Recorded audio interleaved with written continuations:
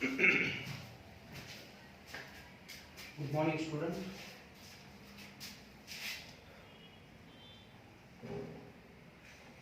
English આપણે આપણા ગયા લેક્ચરમાં કાળ બદલું શીખી ગયા. એના પહેલા જેન્ડર શીખી ગયા, એકવચન બહુવચન શીખી ગયા, અને આજે છેલ્લો ટોપિક એને ડુ એઝ ડિરેક્ટેડ કહેવાય. ડુ એઝ ડાયરેક્ટેડ એટલે કે સૂચના પ્રમાણે કરો. તમને સૂચના આપેલી હશે નીચે, એ સૂચના આપેલી હોય એ મુજબ તમારે કરવાનું. જોઈએ તો એના અમુક નિયમો જોઈ લઈએ આપણે. તો કેવી રીતે? સર્વપ્રથમ સૂચના વાંચવી. પહેલો સૂચના વાંચ્યા પછી તમને બે નામ આપેલા હશે. કેટલા નામ આપેલા હશે? બે સૂચનામાં. ધારો કે સપોઝ એક્ઝામ્પલ લઉં છું. એક પહેલું નામ આપ્યું છે મયુર અને બીજું નામ આપ્યું છે રાકેશ. બે નામ આપ્યા, મયુર અને રાકેશ. તો હવે તમારે એ બે નામ જોયા, સૂચનામાં બીજું કંઈ સમજવાનું નથી. એ બે નામમાંથી કયું નામ આપેલું છે? તો કે ભાઈ મયુર આપેલું છે. તો હવે બાકી કયું રહ્યું? રાકેશ. તો તમારે મયુરની જગ્યાએ રાકેશ વાપરવાનું છે. એટલી તમને સિમ્પલી ખબર પડી જવી. ધારો કે આઈ અને સી આપ્યું હોય, તમને ફકરામાં આઈ આપેલું છે, તો તમારે શું વાપરવાનું? એની જગ્યાએ આઈ ની જગ્યાએ શું વાપરવાનું છે? સી. મગજમાં બેસી ગયું. એટલે આપણો બીજો નિયમ શું થયો? બે નામ અથવા સર્વનામ માંથી ફકરામાં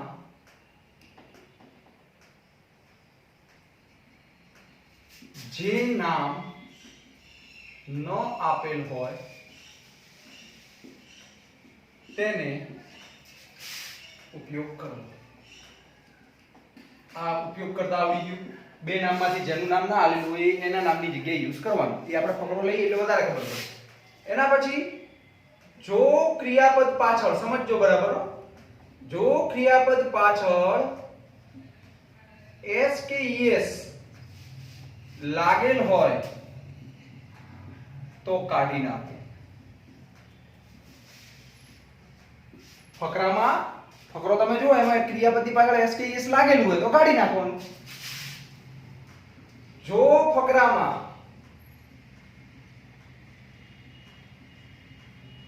ક્રિયાપદ પાછળ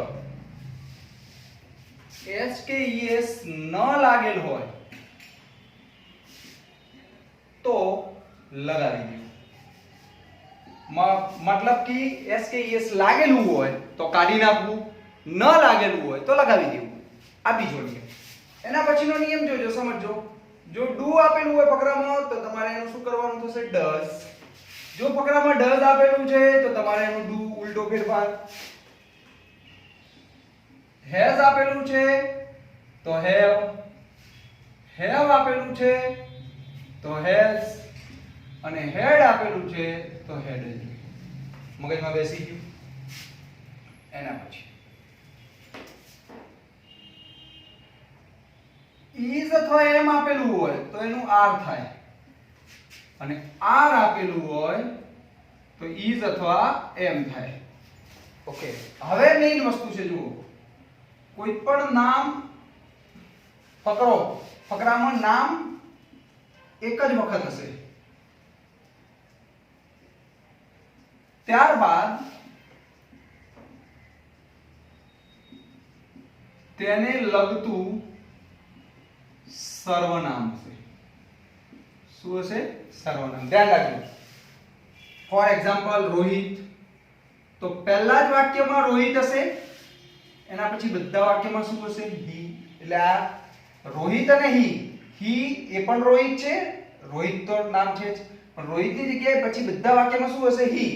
તો એ આપણે હી એ રોહિત જ સમજવાનું. એ જ રીતે શ્વેતા તો સી, અને બહુવચન હશે તો ધે આપેલું છે કોઈ પણ.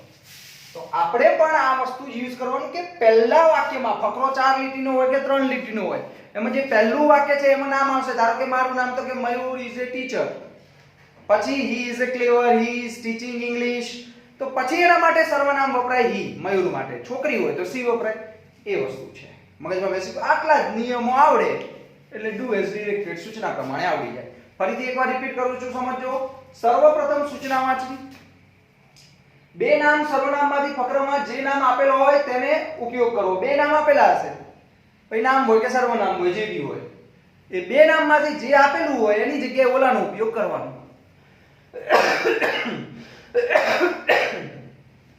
SKES લાગેલું હોય તો કાઢી નાખવાનું, ન લાગેલું હોય તો લગાવી દેવાનું. ડુ હોય તો ડસ થાય, ડઝ હોય તો ડુ થાય, હેઝ હોય તો હેવ થાય, હેવ હોય તો હેઝ થાય, હેડ નું હેડ થાય, ઇઝ એમ હોય તો આર થાય, આર નું ઇઝ એમ થાય. નામ એક જ વખત આવે પછી એને યોગ્ય સર્વનામ આવે, એ આપણે શીખી ગયા છે.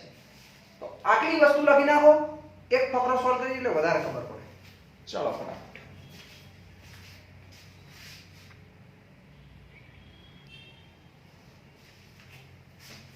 જુઓ. હવે આ રીતે આપણે સમક્ષ ફકરા હશે. હવે પહેલા ફકરો વાંચી લેવાનો આખો. Mr. Dave gets up early in the morning. He goes for a walk. બીજું વાક્ય. Then he reads newspaper. ત્રીજું વાક્ય. He gets ready for office at 9 am. ચાર વાક્ય થયા. હવે આ સૂચના આપી છે જુઓ. સૂચનામાં મેં તમને કીધું એ પ્રમાણે આપણે ખાલી બે નામ જ જોવાના, બીજું કશું જ નહીં જોવાનું. તો એક નામ આપ્યું છે આપણને, સર્વનામ છે, સોરી આઈ, અને બીજું છે આપણી જોડે મિસ્ટર દવે. તો હવે ફકરામાં આપણને શું આપેલું છે? મેં કીધું એ પ્રમાણે તો કે બે નામમાંથી કોઈ પણ એક નામ આપેલું છે. આ બેમાંથી કયું આપ્યું છે? તો કે સાહેબ મિસ્ટર દવે આપ્યું છે. તો મિસ્ટર દવે કેટલી વાર આપ્યું છે? એક જ વાર આપ્યું છે? ના, મિસ્ટર દવેનું સર્વનામ વાપર્યું છે દરેક વાક્યમાં. હી, આ પણ મિસ્ટર દવે જ કહેવાય. હી, જેટલા વાક્ય હોય એટલી વાર મિસ્ટર દવે આપેલું છે. હવે એની જગ્યાએ મિસ્ટર દવેની જગ્યાએ આપણે શું વાપરવાનું છે? આઈ. સમજો,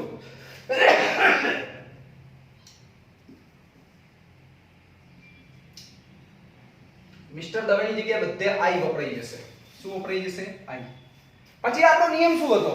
તો કે જે મિસ્ટર દવે છે એના પછી તરત જ ક્રિયાપદ આપેલું હોય, એની પાછળ જો SKES લાગેલો હોય તો કાઢી નાખવું, ન લાગેલો હોય તો લગાવી દેવું. તો હવે અહીંયા મિસ્ટર દવેની જગ્યાએ આપણે શું લખીએ છીએ? આઈ ગેટ્સ આપ્યું છે એટલે s લાગેલો નીકળી જાય, તો કે get, I get up early in the morning. આ પહેલું વાક્ય પતી ગયું આપણું. જુઓ, મિસ્ટર દવેની જગ્યાએ આપણે શું વાપર્યું? આઈ, અને SKES લાગેલું હતું એને કાઢી નાખ્યું. બીજું વાક્ય જોઈએ. હી, એની જગ્યાએ આઈ. ગોઝ આપ્યું છે, ES લાગેલું છે, કાઢી નાખવું પડે. I go for a walk. આ પણ વાક્ય પતી ગયું. he ની જગ્યાએ આઈ અને ગો. then એ એમનું એમ જ રહે, એમાં કોઈ ફેરફાર નહીં કરવાનો. he ની જગ્યાએ તો કે સાહેબ આઈ. reads, s લાગેલો છે, કાઢી નાખ્યું, એની જગ્યાએ read newspapers. જો અહીંયા s લાગેલો છે, નથી કાઢ્યો, પણ આપણે ક્રિયાપદને કાઢવાનો આ કર્મ છે. આપણે ક્રિયાપદની પાછળ SKES લાગેલો હોય તો કાઢી નાખવાનું, જે કર્તાની એક્ઝેક્ટ પછી હોય. મિસ્ટર દવે એના પછી બે ક્રિયાપદ હોય છે કે જો એન્ડ સાથે જોડાયેલા હોય તો. છેલ્લું વાક્ય, I gets ready for office at 9 am. તો he ની જગ્યાએ I, gets નું get, ready for office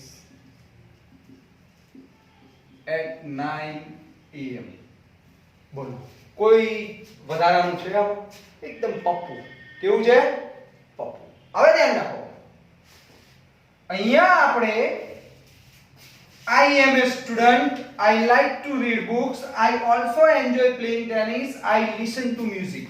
અહીંયા મેં તમને એક લખાયું હતું કે am અથવા is હોય તો are, પરંતુ અમુક સંજોગોમાં am નું is પણ થઈ શકે.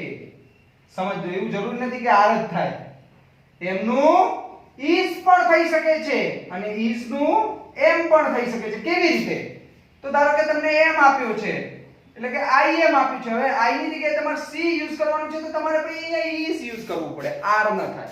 એટલે આ ધ્યાનમાં રાખજો. અને જો બહુવચન હોય સી આઈ ની આઈ એમ આપ્યું છે એની જગ્યાએ તમારે દે યુઝ કરવાનું થાય તો દે આર આવી શકે એટલે કે કરતા બહુવચન હોય તો આર આવે કરતા એકવચન હોય તો ઈઝ આવે એ ધ્યાનમાં રાખજો હવે અહીંયા આપણે use my sister in place of I આપણી જોડે બે નામ એક છે માય સિસ્ટર અને એક આઈ હવે આનાથી એ ખબર પડી ગઈ બીજા નંબરનું નામ પકડામાં આલેલું હોય પહેલા નંબરનું આપણે વાપરવાનું હોય અહીંયા મિસ્ટર દવે બીજા નંબરે અંદર આપેલા હતા અહીંયા આઈ છે તો જો આઈ આપેલું છે સર્વનામમાં ચેન્જીસ ની જો હવે આ ચાર ની જગ્યાએ આપણે શું વાપરીશું તો કે માય સિસ્ટર પણ માય સિસ્ટર એક જ વાક્યમાં પહેલા વાક્યમાં લખીશું બાકીના બધાના વાક્યમાં શું લખીશું આપણે સી અહીંયા બધે શું આવશે સી અને જો ક્રિયાપદની પાછળ એસકેએસ લાગેલું હોય તો કાઢી નાખવું ન લાગેલું હોય તો લગાવી દેવું તો આ બીજો ફકરો તમારે જાતે કરવાનો છે ઓકે આગળના પેરેગ્રાફ હજુ કાલે શીખીશું